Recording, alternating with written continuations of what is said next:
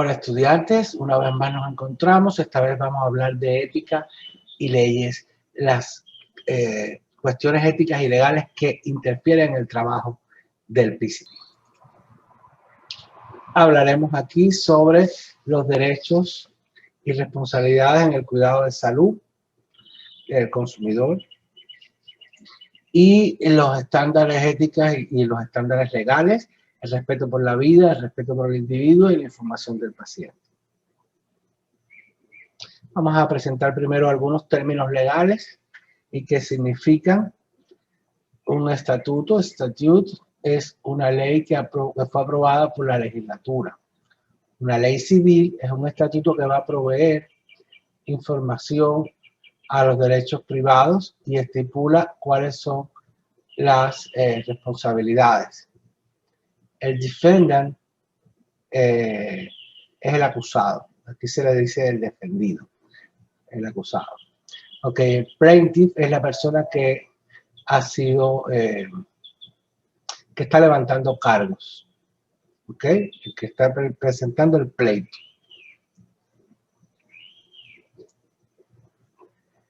Un deposition es un testimonio que se da bajo juramento en la oficina de un juez o de un abogado. Testimony es también un testimonio, ¿no?, que se da bajo juramento, pero en la corte. Misdemeanor es un crimen menor y felony es un crimen mayor. Incompetent es cuando se han perdido las habilidades o capacidades. Judgment es el veredicto, la decisión final de la corte. Litigation es un pleito. Y el subpoena es la citación, documento que se requiere para que se presente a dar testimonio. Ahora está aquí lo mismo, pero en español. Lo voy a dejar por si ustedes quieren copiarlo, pueden poner pausa y copiar esos términos. Los términos sí debemos aprenderlos en inglés. ¿Por qué? ¿Qué sentido tiene aprendernos esto en español si aquí en este país lo que se usa son estos términos específicamente? Aquí está la diferencia entre deposition y testimony. Los dos son, como usted ve aquí en rojo, la declaración bajo juramento, pero la diferencia es que la deposition es la oficina de un juez. Y el testimony es lo mismo, pero en la corte ya, con un juicio andando.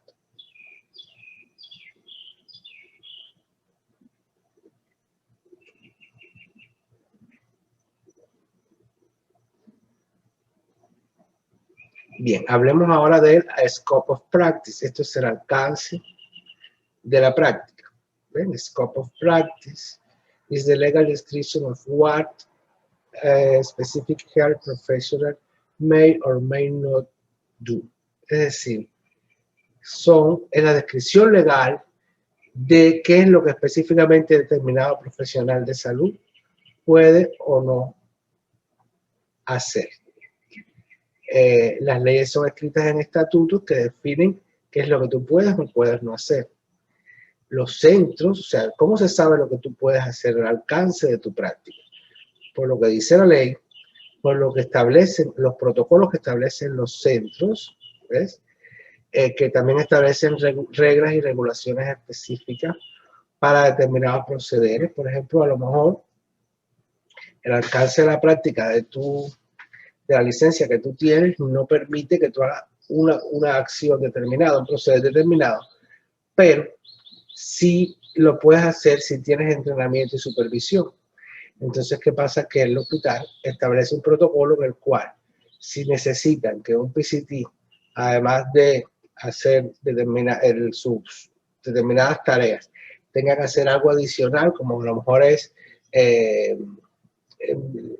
poner administrar algunos medicamentos o hacer alguna función especial, manejar una máquina de hemodiálisis o limpiarla, o sabes que si el PCT pasa un curso que el hospital te provee con entrenamiento, evaluaciones, etcétera, sobre ese asunto en particular, ya tú adquieres un certificado adicional que te permite hacer eso, y eso lo establece los centros.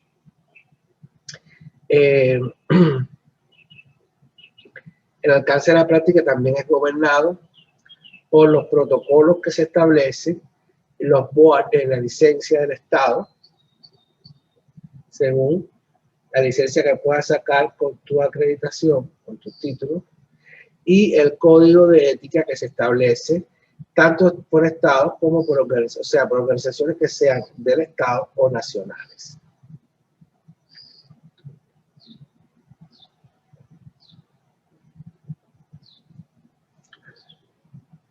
Por favor, ustedes pongan pausa en el video si quieren copiar.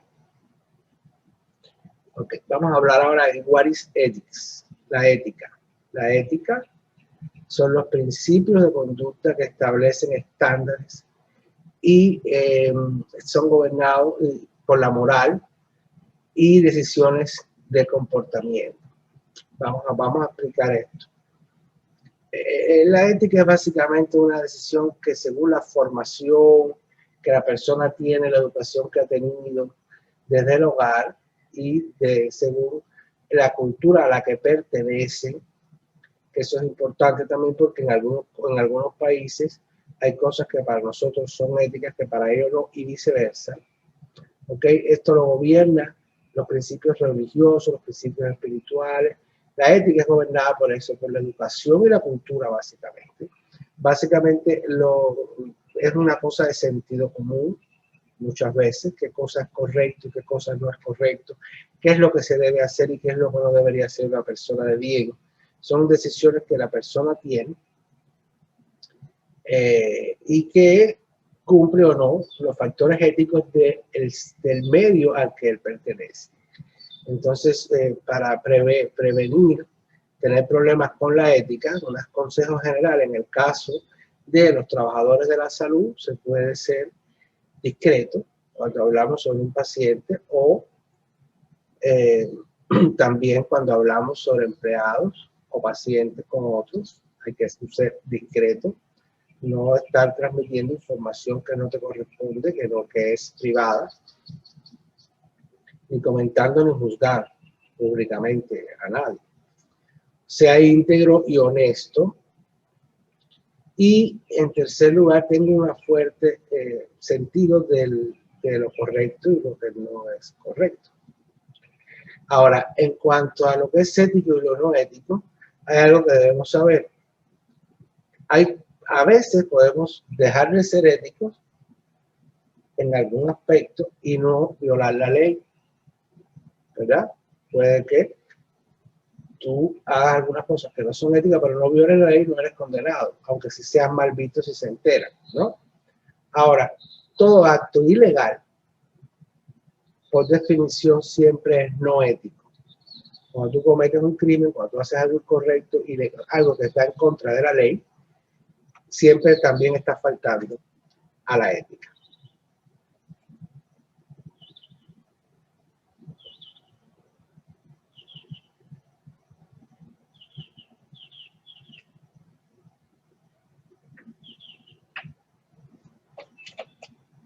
Okay, hablemos ahora de los derechos de los pacientes. En el año 1972, la American Hospital Association, o sea, la Asociación Americana de Hospitales, estableció lo que se llama Patient Bill of Rights. Básicamente son los derechos de los pacientes, que deben cumplirse en todos los centros de salud, en todos los servicios de salud. Ahora vamos a mencionar cuáles son estos derechos. Esto siempre está publicado en los centros de salud para que el paciente pueda leer ahí a lo que tiene derecho reclamar, y vamos a ver en este país cuáles son esos derechos.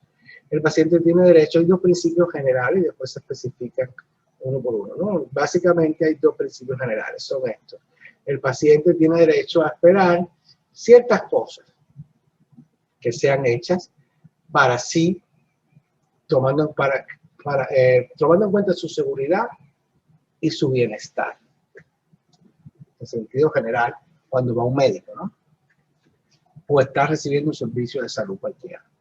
Y la otra, el paciente tiene derecho a esperar y a recibir un nivel de cuidado alto, ¿verdad?, de todos los trabajadores de la salud.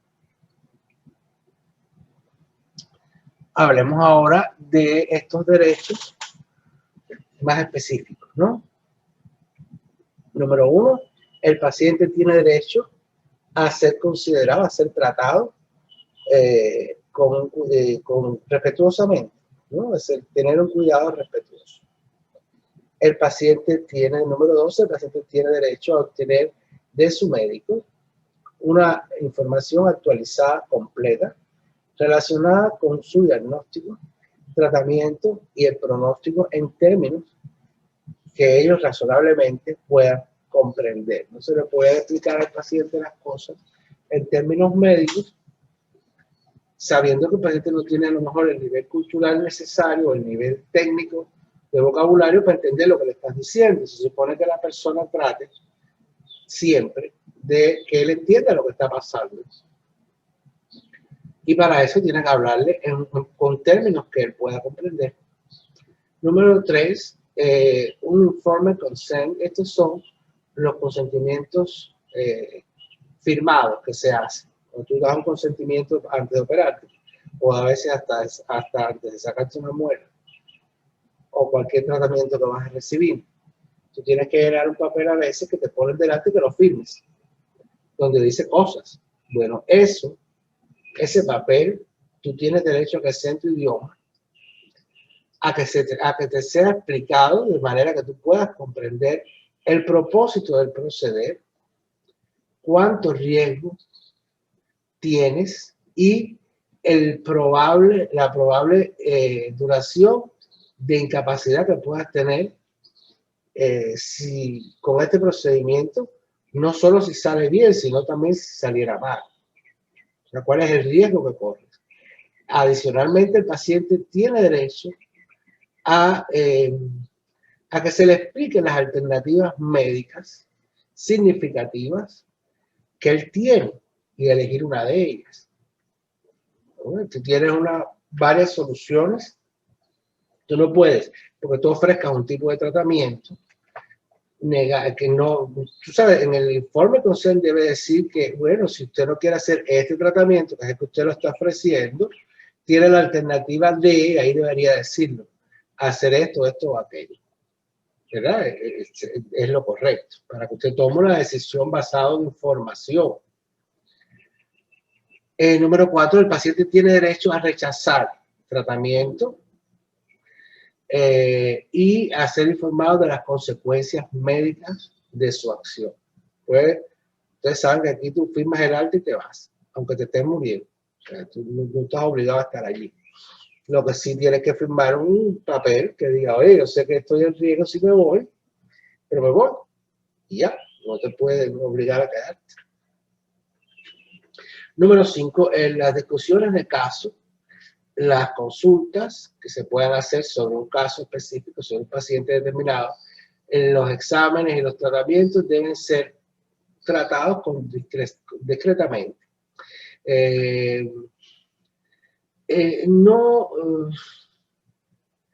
Si alguien más va a estar presente, tiene que el paciente autorizar que esté, aunque sea su familia, a no ser que tenga un deterioro que no le permita tomar esta decisión. Pero él siempre tiene derecho a decir qué personas van a conocer su situación de su familia. Si se ven casos de pacientes que tienen una enfermedad contagiosa y si no quieren que su familia, su esposa, lo sepa, no se le dice. Hasta ese nivel llega la confidencialidad y el derecho que tiene el paciente. Claro, siempre se trata de convencer y generalmente acceden, ¿no? Pero siempre con permiso del paciente es que se puede transmitir información a los familiares. Es al revés que en nuestros países, a veces, en la América Latina, existe el hábito de que el paciente es el último que se entera. Se le dice a la esposa, a los hijos, a todo el mundo, y a veces el paciente se muere y no sabe ni que estuvo enfermo de algo terminal. Es una visión diferente de la medicina. Aquí, ustedes saben, cada uno tiene derecho a que le digan a él lo que está pasando y decírselo a quien no corresponda, a cualquier otra persona que uno entienda éticamente que sería la más apropiada para saber esto, puede usted ser demandado, a no ser que el paciente la autorice. O sea, el paciente, hay pacientes que, siendo latinos, dicen, no, yo prefiero que el diagnóstico se lo diga a determinado miembro de mi familia y que después lo conversen conmigo. ¿No? Si él decide eso, usted sigue su voluntad. Pero su obligación es contarle a él todo. ¿No? Nosotros no debemos dar diagnóstico. O sea, el diagnóstico lo da el médico. El médico es el que tiene que enfrentar. Nosotros no estamos para eso. Cuando a usted le pregunten, revísame la historia a ver qué enfermedad tengo, no, eso no es permitido. Hable con el médico, él le dirá, porque usted está en estudio, nosotros no nos dan acceso a esa información y no se metan en eso porque puede ser un problema también. Otro punto, el paciente tiene derecho a esperar que todas las comunicaciones y récords, las anotaciones, etcétera, relacionadas con su caso sean tratadas de forma confidencial. Número 7, el paciente tiene derecho a esperar que el hospital dé una respuesta razonable a sus inquietudes, a su solicitud de servicio. ¿No? Que es una respuesta razonable. El hospital tiene que proveer evaluación, servicio y referir según sea indicado por la urgencia del caso. O sea, él no puede, porque sea privado, quedarse con un caso que él sabe que ese tipo de paciente tiene mejor atención en otro hospital. Hay que darle la opción al paciente a que elija por determinada razón, porque haya un mejor servicio en esa área, etc. 8. El paciente tiene derecho a obtener información sobre cualquier relación que tenga el hospital con otras instituciones de salud, de cuidado de salud e instituciones educacionales, siempre y cuando tenga que ver con su propio cuidado. O sea, si en el hospital donde tú estás hacen eso, tienen ese tipo de arreglos o de contratos de intercambio entre varias instituciones, pero no te afecta, ok, pero si te afectara, si te van a analizar tu caso, si se va a compartir tu información, si va a venir gente que no pertenece al equipo de interdisciplinario que te atiende por el hospital, deben informártelo y tú debes autorizar a eso como paciente, ¿no? Número 9, el paciente tiene derecho a ser advertido si el hospital va a hacer algún tipo de experimentación humana que afecte su cuidado o tratamiento. El paciente tiene derecho a rechazar participar en este tipo de proyectos investigativos. Ustedes saben que a veces siempre hay tratamientos nuevos que se están probando, pero para probar con uno, tienen que decirle por qué están probando, qué riesgo tienen, informen con CEN aquel que ustedes conocen, que ya les he mencionado, que tiene que firmar. Y usted, porque está hospitalizado ahí, no está obligado a participar. Usted dice que no, usted no quiere que hagan eso con usted ya. Si lo hacen en contra de su voluntad, que no va a pasar, por supuesto, usted demanda y saca dinerito de eso, porque en realidad no pueden hacerlo. ¿Okay? Tienen que tener su firma para este tipo de cosas. El número 10, el paciente tiene derecho a esperar una continuidad de cuidados que sea razonable. ¿No? Que cuando te den de alta te sigan atendiendo, haciendo las visitas de seguimiento. Ellos lo que hacen normalmente es que si tienes médico de cabecera, te mandan para que el médico de cabecera te haga el seguimiento cuando no es caso de que tienen que hacer evaluaciones, ¿no? Los especialistas, me refiero. El paciente tiene derecho, número 11, a examinar y recibir una explicación de los biles, de las facturas relacionadas que tienen que ver con él y la fuente de pago. Tú tienes derecho a saber quién está pagando por tu cuidado porque todo se paga. Si es el Medicaid, si es el Medicare, si es el seguro tal, si es una institución de caridad, o sea, tú tienes derecho a saber quién está pagando por eso y deberían decirlo. El paciente tiene derecho a conocer, el número 12, las reglas del hospital y regulaciones que aplican a su conducta como paciente. Ok, ahora todo eso está aquí en español, yo lo voy a pasar un poquito más lento para que ustedes puedan poner pausa y si quieren copiarlo.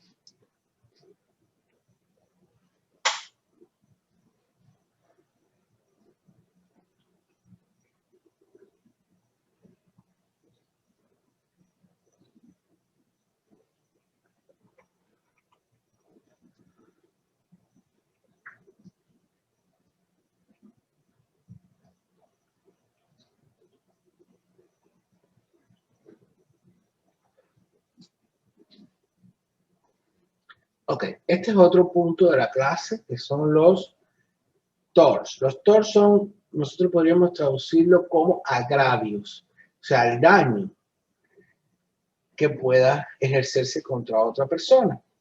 Recuerden que esto es legalidad, ¿ok? Vamos a ver ahora algunos tipos de agravio. Primero, tenemos que identificar, o sea, puede ser contra la persona o contra su propiedad, el agravio, ¿no? Ok. Hay agravios que pueden ser no intencionales y estos no son penados por la ley, aunque pueden ser no éticos, a lo mejor no son ni siquiera no éticos. Ahora les voy a poner algunos ejemplos. Y hay agravios intencionales.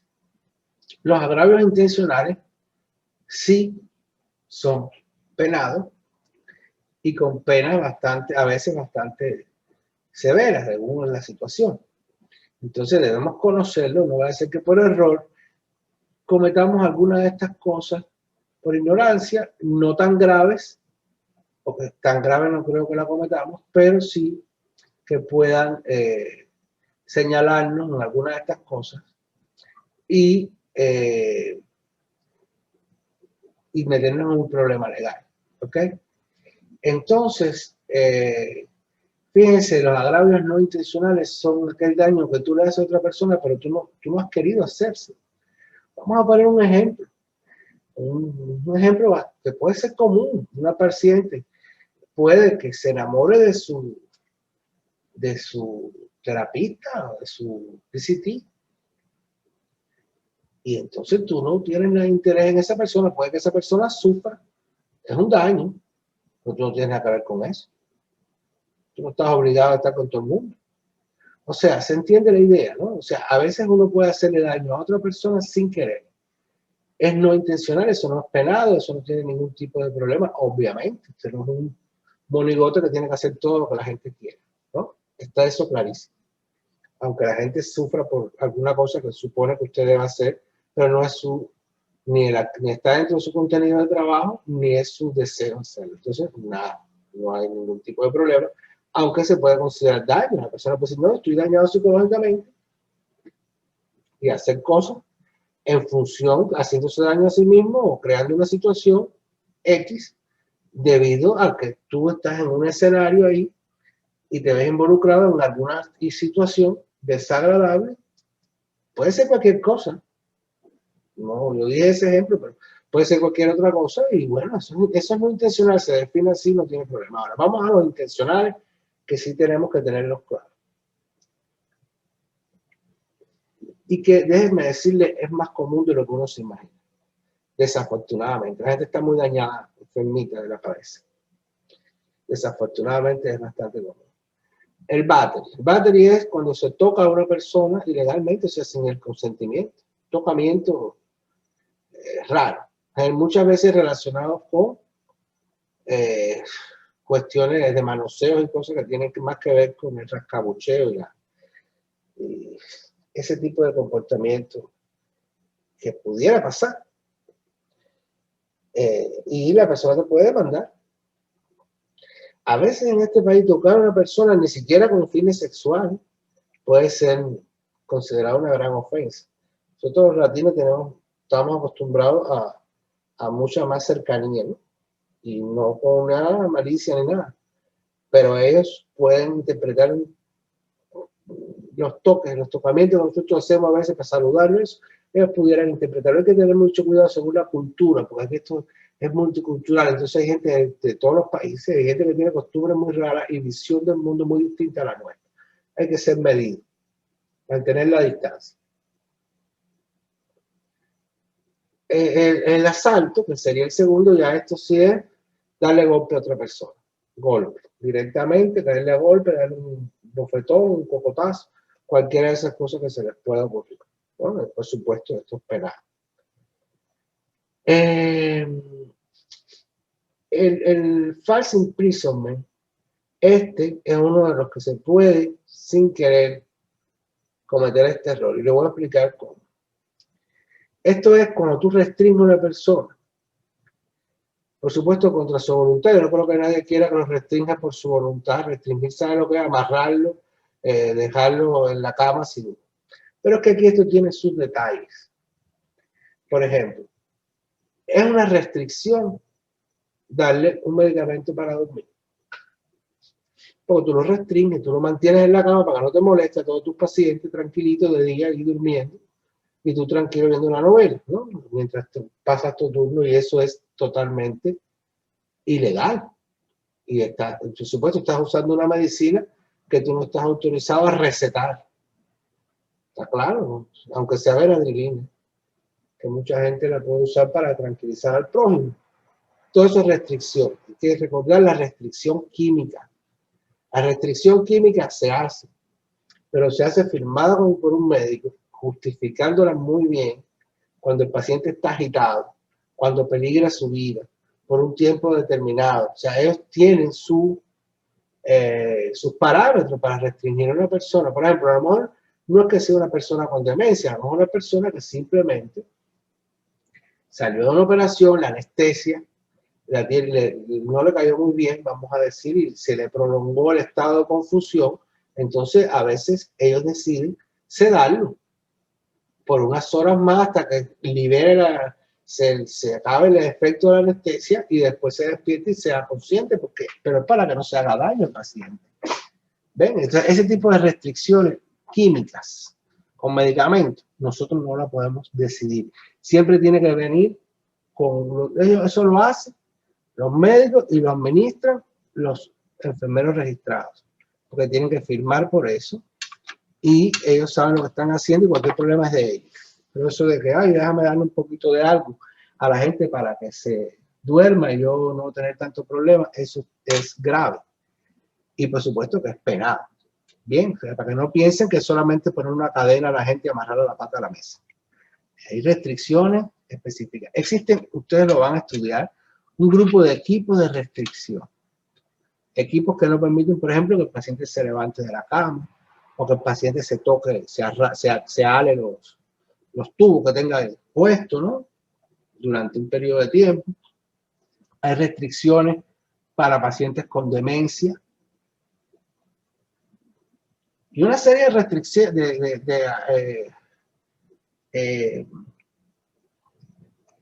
dispositivos para restringir. ¿Okay? Hay uno que es muy usado y que muchas veces lo podemos hacer inconscientemente, y si alguien nos está vigilando, sobre todo la hija del viejito que está en el home, y sabe esto y ha decidido ganar un numerito poniendo un zoom al home, puede que se percate de este detalle y pone un zoom y lo gana. El problema es que lo gana y el home paga, pero tú quedas también en medio de un proceso que tú eres culpable. Voy a decir específicamente a qué caso me refiero: a las barandas de las camas. Las barandas de las camas son restringentes. Son dispositivos para restringir. La cuestión es que tú no puedes usar la baranda cuando tú quieres. Tú puedes usar la baranda mientras tú estés en la habitación en un momento porque le estás dando cuidado al paciente y para que no se te caiga para el otro lado. O sea, ahí no hay problema. Tú subes y vas a baranda. Pero cuando tú te vas y ya terminaste tu actuar sobre el paciente, entonces tú tienes que saber si ese paciente tiene orden médica de restricción. Si tiene orden médica de restricción, pues, es que las barandas pueden estar altas. Si no la tiene, usted tiene que dejar la baranda baja, aunque a usted le parezca que el paciente se va a caer.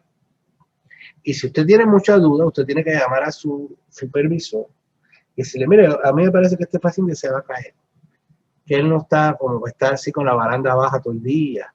Entonces esa persona tiene que, el AREN normalmente tiene la posibilidad de restringir por más tiempo en lo que él consulta con el médico.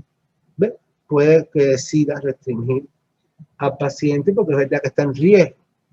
Y entonces eso lo tiene que justificar muy bien. Es restringido hasta que hable con el médico, que hablaré con él dentro de 2 horas. Tú sabes, todo tiene que estar muy explicado porque eso de poner a todos los pacientes en las camas, subirle las barandas y dejarlos tranquilos ahí y además darle una Benadryl, eso es grave. Eso es restricción doble, restricción química y restricción física. Las medidas de restricción todas tienen sus contraindicaciones, pero eso es otra clase, que vamos a ver con mucho cuidado después, en su momento. No me voy a meter en ese punto porque, pero la baranda específicamente, usted tiene que mantenerla abajo. Es la cama también, para que no se vaya a caer. Si se cae, no se dé tan duro porque no está la cama alta. Eso es otra cosa. Usted va a poner la cama lo más bajo posible. Parece que esas camas de hospital suben y bajan, ¿no? Lo pone lo más bajo posible y deja la baranda baja, a no ser que usted se la encontró arriba cuando fue a atender al paciente, y probablemente sea porque tiene orden médica de restricción. Y lo averigua. ¿Ok? Se han dado casos de gente que ha sido demandada por tener a los pacientes con la baranda alta cuando no tienen orden. Fíjense que hay lugares de esto que ponen unas camas casi en el suelo, porque los pacientes tienden a caerse, pero es que no están mal de la cabeza. Y no tienen orden médica de restricción, lo que están es viejos.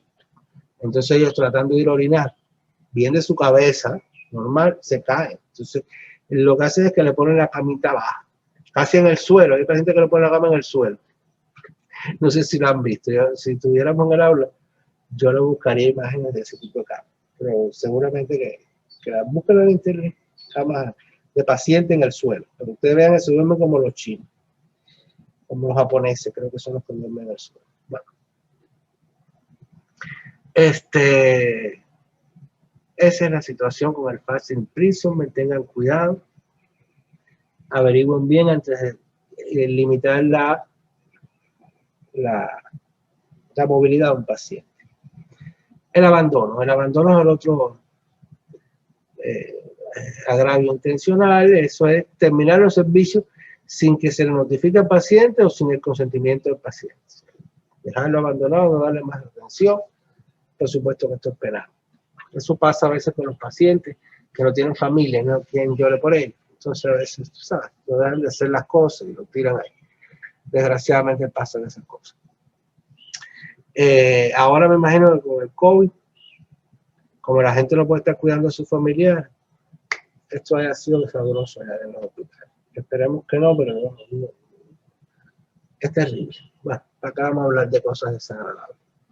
La invasión de privacidad. ¿Qué es la invasión de privacidad? Es la discusión pública de información privada.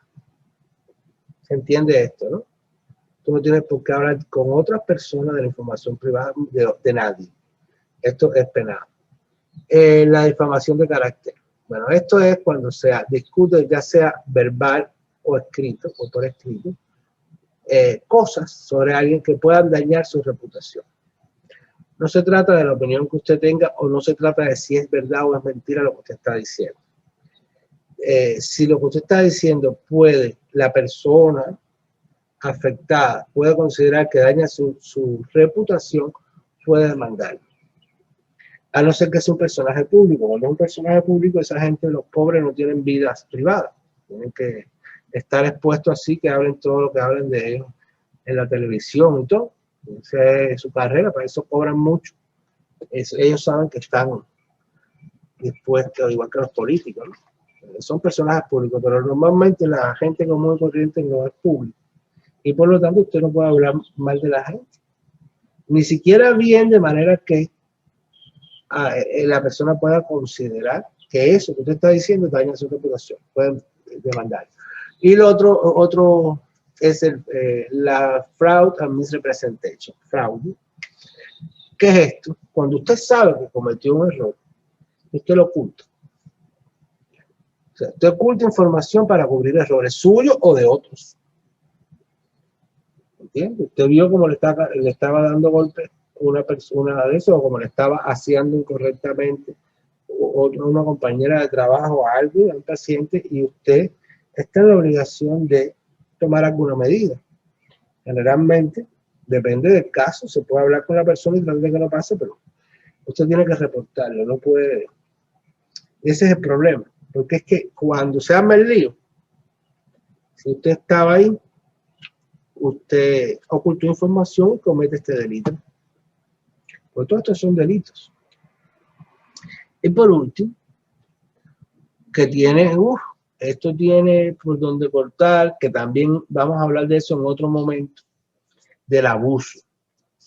Abuso es un término que puede, uno cuando piensa en abuso piensa en maltrato físico, psicológico, en dejar a una persona sin comer o tomar agua durante días y cosas extremas, que las hay. Pero hay una serie de elementos dentro del abuso que son a veces un poco olvidados y mucha gente ni lo sabe que está abusando de otra persona. Y le voy a dar algunos ejemplos de casos de abuso. Cuando darle a una paciente o a un paciente que esté con demencia o que no tenga las condiciones normales, que no esté bien de la cabeza en ese momento, vamos a decir. La comida demasiado caliente o fría se considera abuso.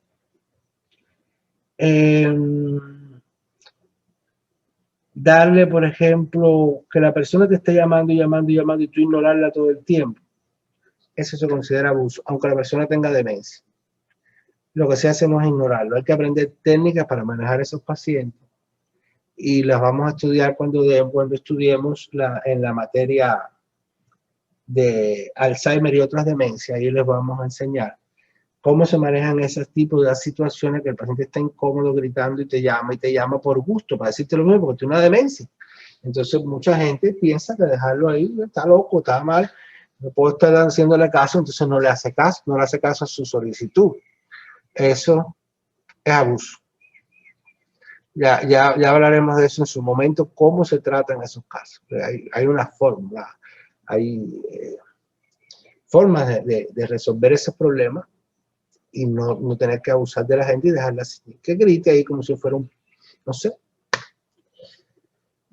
Abusos, bañar a la persona con agua fría o con agua muy caliente. Fíjense, es abuso. Y hay cosas todavía más finas que pasan desapercibidas para casi todo el mundo.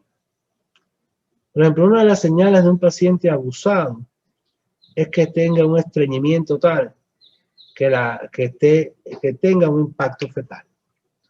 Que ya no puede hacer caca, hay que meterle el dedo para sacarse. Es verdad que los pacientes encamados tienden a hacer esto, pero hay que hacerle la caca todos los días, o un día sí, un día no, o con una regularidad específica. Pero hay que hacerla, hay que ayudarle a extraerlo. Porque, ¿qué pasa cuando la caca está dura? A ese nivel, quiere decir que lleva días sin hacer caca. Quiere decir que no está bien hidratado, porque la hidratación no está tomando suficiente líquido. Tenemos que tener control de esos pacientes que ya no pueden pedir líquido porque se les olvida, porque no saben cuánta cantidad de líquido toman para que no se deshidrate. Y es común que pase, porque la gente está ocupada haciendo muchas cosas y tiene varios pacientes que atender y no le da suficiente líquido. Se está abusando de ellos. Y esto repercute en la defecación. Ven, hay cosas mucho más sutiles que pueden indicar que estás abusando. Vamos a hablar de esto con bastante amplitud en Alzheimer y otras demencias. Bueno, aquí una vez más está en español para que ustedes pongan pausa si quieren copiar algo.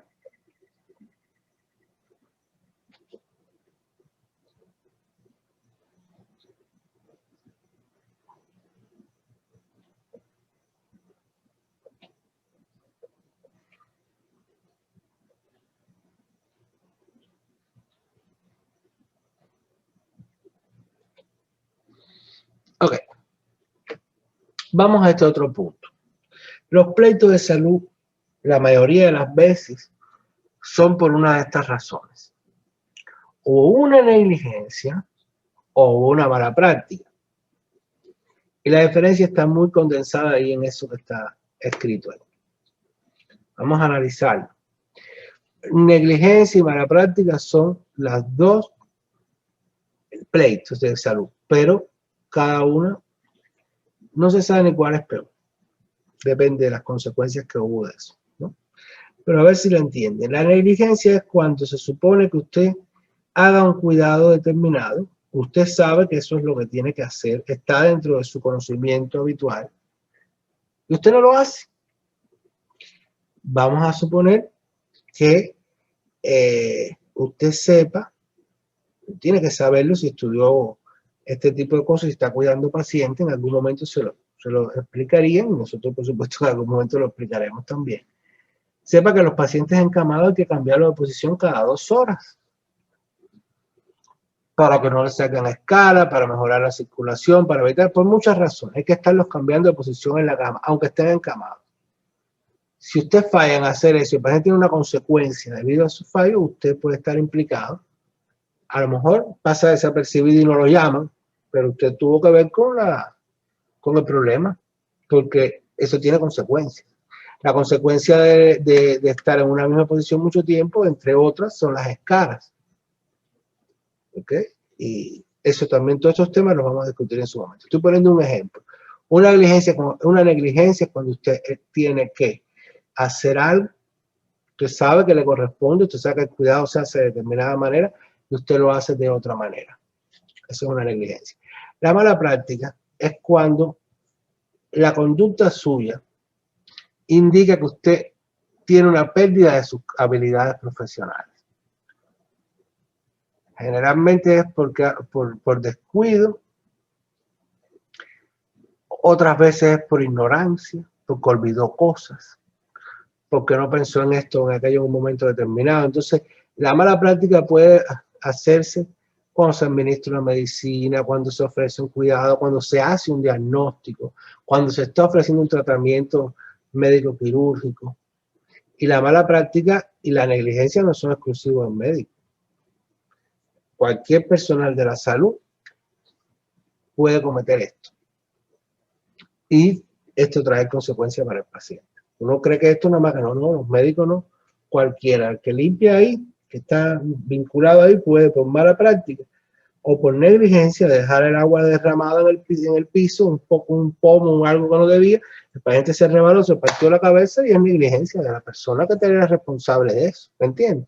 O sea, no importa quién esté metido en el medio, en ese medio, quiero decir, en ese escenario, da igual, es negligencia o es mala práctica según el caso. Pero la diferencia entre estos dos es que la negligencia es el fallo de un cuidado razonable y la pregunta que se hace es, ¿qué haría otro trabajador de la salud ante un caso como este? ¿Cómo lo habría tratado? Porque usted no lo trata así si todo el mundo lo trata de esta manera, porque usted hizo esto otro diferente. Porque usted es un irresponsable. ¿Ve? Esa casi siempre es la respuesta y ahí viene después ¿cómo se llama? El castigo. Ganan las peleas. Y la mala práctica es desde pinzas dejadas dentro del abdomen o le dieron la medicina mal, se la dieron de una dosis incorrecta, le dieron la medicina desde al lado. Bueno, por favor, le midieron mal el azúcar. En el caso flebotomista, le puso el tubo que no era del paciente del otro, no movió el tubo con la sangre, la cantidad de veces que lo tenía que haber movido, le echó menos sangre al tubo, entonces el resultado dio errado, pero no estaba mal y le metieron el tratamiento inadecuado porque el análisis de laboratorio dio un número extraño. La cantidad de cosas que pasan. Fíjense que hay un curso que estamos obligados a hacer todos los que trabajamos en la salud, los enfermeros, médicos, todo el mundo, que todos los años, que es error médico. Y lo que uno se entera ahí, porque todos los años te dan las actualizaciones estadísticas de todas las barbaridades que se hacen en los centros de salud. Y se muere muchas veces más la gente por la acción de los trabajadores de la salud y de los médicos que por las propias enfermedades que padecen. Es horrible la cantidad de barbaridades que se hacen. Y en este país que se llevan las estadísticas de todo está controlado, y por ahí los abogados se llenaron de dinero haciendo demandas que al final la persona que fue afectada cogió el 10% y el CEO el 90%. Usted sabe cómo funciona todo eso. Pero a pesar de todas esas demandas y todo eso, la cantidad de barbaridades, la mayoría no son detectadas. Yo puedo poner ejemplos de cosas que he visto, pero tampoco quiero extenderme demasiado. Pero es tremendo, es tremendo. Bueno, una vez más en español.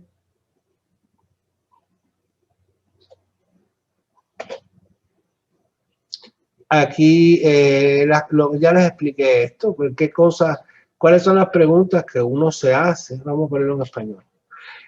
¿Cuáles son las preguntas que uno se hace para ver si es una mala práctica o una negligencia?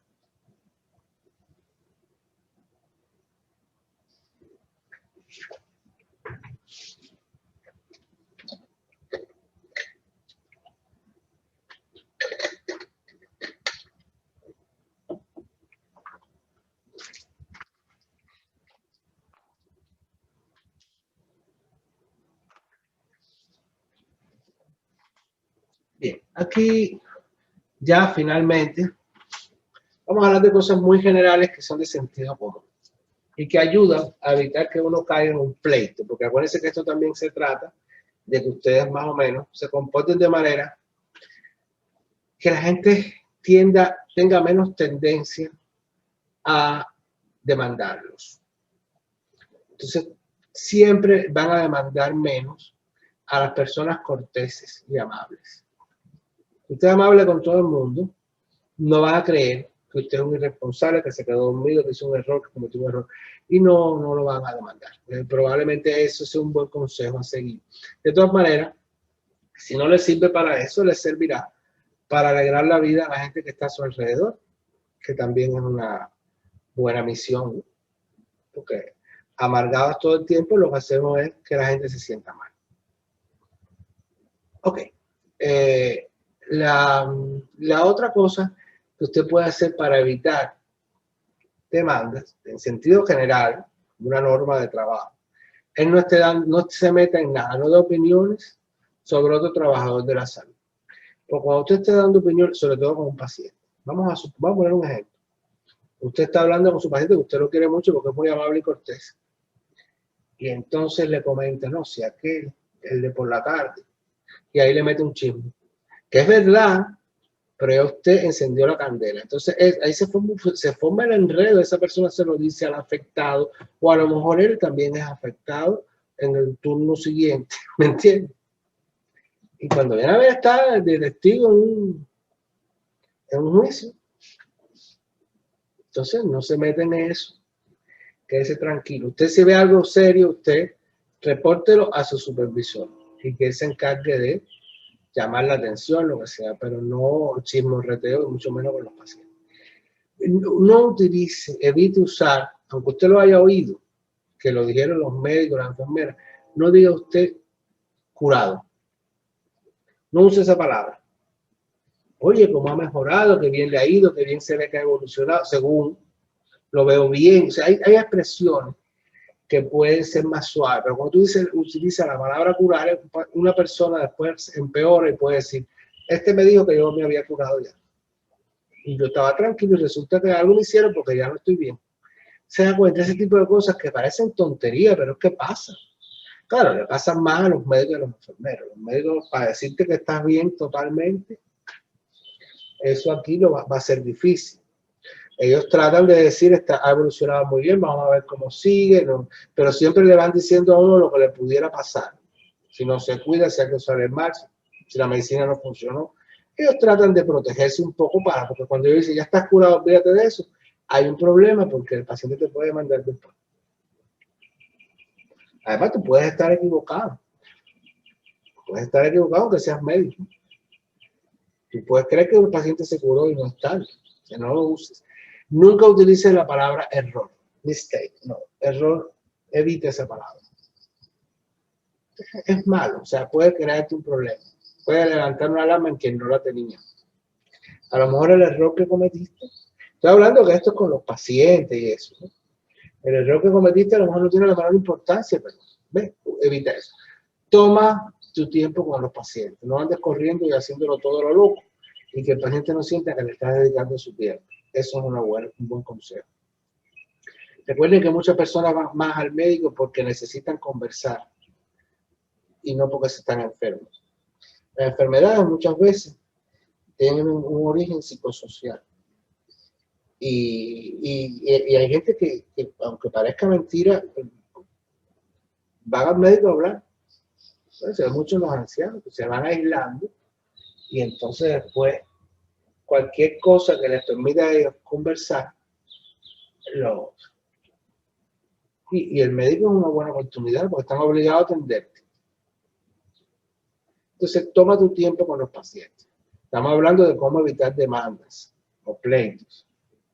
Explica los procederes, las pólizas y tratamientos en términos que el paciente pueda comprender, para que no te vayan a decir que no se lo dijiste claro. Esto es lo mismo.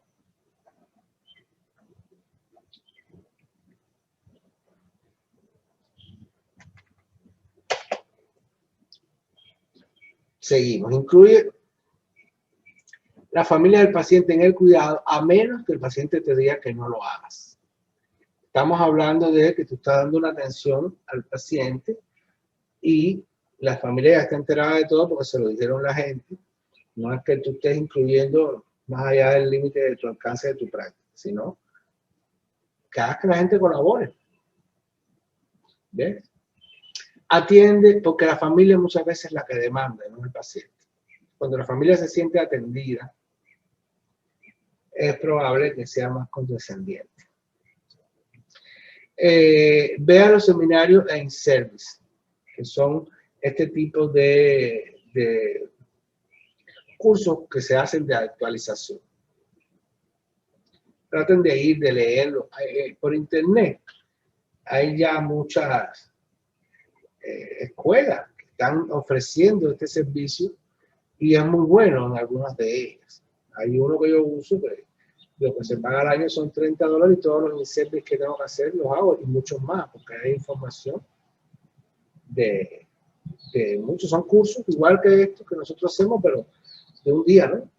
Ponen ahí una lectura, un video y eso, y entonces después unas preguntas, tú lo pasas y te dan un certificado. Háganlo. No vayan a un lugar donde sea breve, donde no te den información y te den los papeles. Eviten eso, vayan a los CEPI, porque ese tipo de información, eso todos los años, cuando uno es trabajador de salud todos los años tiene que hacer esto. Que te van venciendo, se vence. Entonces lo tienes que ir haciendo. Entonces es mejor suscribirse a un lugar donde lo puedas hacer todo de verdad, aunque te metas 2 o 3 horas en cada uno. Pero vas aprendiendo cositas y vas recalcando, ¿cómo es? Vas una vez más recordando cuáles son tus obligaciones, con qué cosas tienes que tener cuidado. Vale la pena y eso te ayudará a evitar demanda porque tienes conocimiento. Trata de actuar con fluidez cuando estés realizando los procedimientos. Que se vea que tú tienes dominio. O sea, que la actitud corporal es muy importante, que vean que tú estás en tu agua para que no parezcas inseguro. Nunca dejes al paciente sin atención. Sigue las pólizas y los procederes del hospital, que generalmente ellos las han diseñado para proteger al hospital de las demandas. Si tú las sigues, no te pasa nada porque no cometes ningún error que ya ellos pudieron prever. No, aquí el número 12, no restrinja a los pacientes a menos que se puedan lesionar a sí mismos o a otros en un momento determinado y temporalmente en lo que busca ayuda. ¿Ok? Ya saben lo que quiere decir restricción. 13. No practiques, no hagas cosas que estén fuera del alcance de tu práctica. La problemática con el PCT es que es un profesional, un técnico que tiene un gran abanico de posibilidades. Entonces, nos vamos a encontrar PCT, lo que pasa es que uno está fuera de eso, pero cuando uno está dentro de eso, ahora como ustedes ya empiecen a involucrarse en eso, ustedes van a ver que van a encontrar PCT haciendo muchas cosas en los hospitales. Vas a encontrar PCT que están trabajando en flebotomía, otros estarán trabajando haciendo electro nada más, según las necesidades del hospital. Otros estarán haciendo asistente de enfermería, a lo mejor te encuentras alguno incluso trabajando en algo de administración, te lo puedes encontrar donde quieras porque es un técnico que es multifacético. Pero necesita, número 1, supervisión. Eso no quiere decir que tengas que tener a alguien atrás mientras estás trabajando, pero sí trabajando bajo el mando de otra persona, que es la que es responsable por lo que tú estás haciendo y por las habilidades que tú tengas. Esa persona responde porque está en la obligación de entrenarte. Personas que tú llegaste y te soltaron a trabajar. ¿Cómo se hace esto? No tenga pena, dígalo. Son muchas las cosas que se hacen en los hospitales. Nosotros tenemos en el programa de estudio 250 procedimientos. Y el BOAR este de CNA nada más que evalúa 21. Entonces la gente se concentra en esos 21, como es natural. Y muchas veces no le presta atención a los otros, a lo que falta. Son muchos, pero además de eso, las miles de cosas que nos ponen a hacer en los hospitales. Entonces, sí, como no, esa es su función. Usted tiene la capacidad, usted tiene la versatilidad para aprender. Esa es la cosa. Usted tiene la versatilidad para aprender cada día más, pero necesita entrenamiento. En algunos casos, necesita cursos de capacitación adicionales. Entonces, exija eso. Mantenga siempre el alcance de su práctica y lo que usted vaya a hacer extra, que no esté dentro del alcance de su práctica, mire a ver quién más es responsable por lo que usted está haciendo, por entrenarlo, por si algo sale mal, se ve de momento en una situación y dice, no, pero esto yo lo hago porque esta persona me ha entrenado, esa persona tiene que decir que sí, en el juicio quiero decir, ¿no? Sí, él trabaja conmigo y yo lo entreno, yo lo he entrenado para hacer eso, lo que pasa es que salió mal ese día. Yo soy responsable de eso, porque es como si lo hubiese hecho yo, ¿entiendes? Porque también está las cosas que uno hace bien, pero que salen mal. Pero uno las hace como hay que hacerlas. ¿Entiendes? Lo que pasa es que los pacientes siempre, hay un refrán africano que dice que para el paciente, si se enferma, es por culpa del médico. Si no se cura, es por culpa del médico. Si se cura, es gracias a la naturaleza de su cuerpo. O sea, es una cosa increíble. La gente va a acudir en busca de ayuda y cuando se muere o se enferma más o no lo pudieron ayudar, entonces resulta que la culpa es de los demás. Pero si se sana, no. Oye, qué saludable soy, que vete que soy fuerte. Porque, mira, me he sanado. Y se le olvida que participaron en ese proceso una pila de gente que estuvo ahí. Así es la gente. Entonces, y piensen para que ustedes vean que ustedes mismos han tenido ese tipo de pensamiento alguna vez. Todo está bien mientras no hay un problema. Bueno, trata al paciente, la información del paciente, el número 14, con estricta confidencialidad. Es que aquí está lo que habíamos dicho hace rato, pero en español.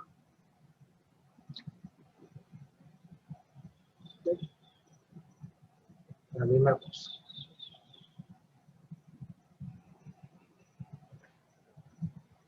Bien, hablemos ahora del consentimiento. El consent es aquello que habíamos hablado del papel que uno firma. Entonces aquí hay algunas cosas específicas sobre esto. El paciente tiene que comprender cuál será su tratamiento, los riesgos que tiene, las alternativas que hay. Tiene que dar permiso para esto. Este consentimiento lo tiene que dar por escrito, o sea, él tiene que leer un papel donde esté eso claro, él lo firma, tiene que haber un testigo que firme también y tiene que hacerlo con tinta negra y no debe usar abreviaturas. Ahora tiene que ponerse en el lugar de usted como trabajador de la salud, no del paciente, porque ahorita lo estábamos viendo desde el punto de vista del paciente. Si usted quiere que su consentimiento sea aceptado en una corte, si hiciera falta, tiene que cumplir todas estas características. Si el tipo firmó, si usted le dio un bolígrafo azul, eso no vale. Si en el consentimiento cuando está redactado hay abreviaturas médicas, no vale, porque las abreviaturas médicas nada más las conocemos la gente que trabajamos con eso. Fuera de eso es incomprensible. Ahora hay una situación que se da a veces que es que la persona no puede tomar decisión, hay que preguntarle a alguien que no está en la ciudad o ahí o que no pudo estar. Eso se llama consentimiento telefónico. Si ocurriera esto, para que sea legal, hay dos personas que tienen que estar hacer un three-way y estar oyendo al mismo tiempo o por una extensión, tú sabes. Pero tiene que haber dos personas escuchando que son testigos de lo que oyeron. El consentimiento lo firman los testigos bajo el consentimiento telefónico. Hay un documento para eso. Y eso es cuando la persona no le da tiempo a llegar, el familiar está mal y tienen que hacer un tratamiento de lejos. por teléfono consciente, pero de esta manera, con 2 personas escuchando.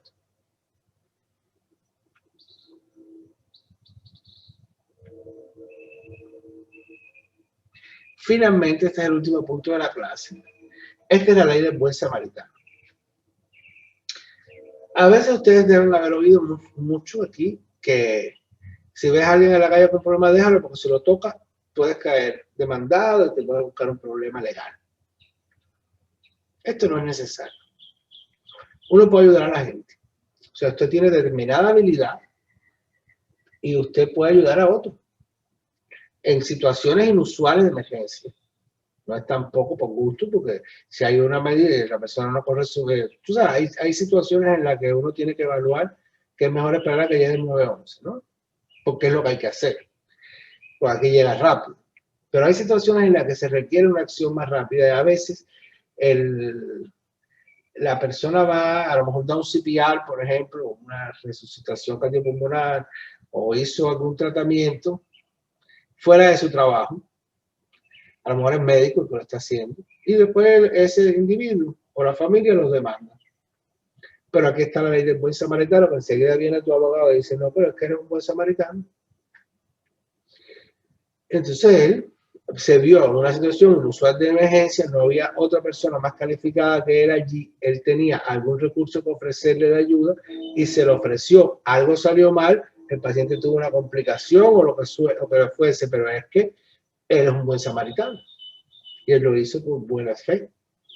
Tú sabes, no tenía por qué haber hecho nada, lo hizo para ayudar al prójimo y gana generalmente, usando bien esta ley. A no ser que que sea gente que de momento viene de héroe y dice, ay, con este cuchillo le abro el cuello y le pongo una pluma y cosas así muy extrañas que lo mate, lo degolle, ¿no? Puede pasar, ¿no? que tú con lo que viste en una película, tú quieras salvar una vida y al final lo mates. ¿Te das cuenta? Hay casos que son tremendos. Pero si está dentro de lo normal, eso no puede ser demandado porque tú estabas haciendo una buena acción. Entonces, esta es la ley que protege a los médicos y a los trabajadores de la salud, quienes ayudan a personas en situaciones inusuales de emergencia en caso de que se presenten reacciones adversas al tratamiento. Y con esto terminamos esta clase. Creo que han visto la importancia que tiene, léanse con calma todo, vean el video hasta que más o menos manejen estos términos, porque no solamente por las evaluaciones, en definitiva la evaluación se repite más o menos, lo que sea, pero lo que no se puede subsanar es cometer algún tipo de estos errores por ignorancia. Cuando usted ha sido formado en un centro, ¿no? Debería estar al tanto de estas cosas que yo les he dicho en este poco tiempo que hemos estado, aunque creo que este video quizás ha sido un poquito más largo que otros, pero en realidad es poco tiempo para todo lo que podríamos hablar acerca de elementos éticos y legales relacionados con esta profesión. Espero que les haya servido útil y que por favor no se sigan atrasando. A lo mejor ya lo estás viendo ya muy atrasado y dices, bueno, mira de qué me habla, si hace 15 días que tenía que haber hecho esto. Pero bueno, ahora es que te enteraste. Esa es tu defensa. Cuídense, nos vemos.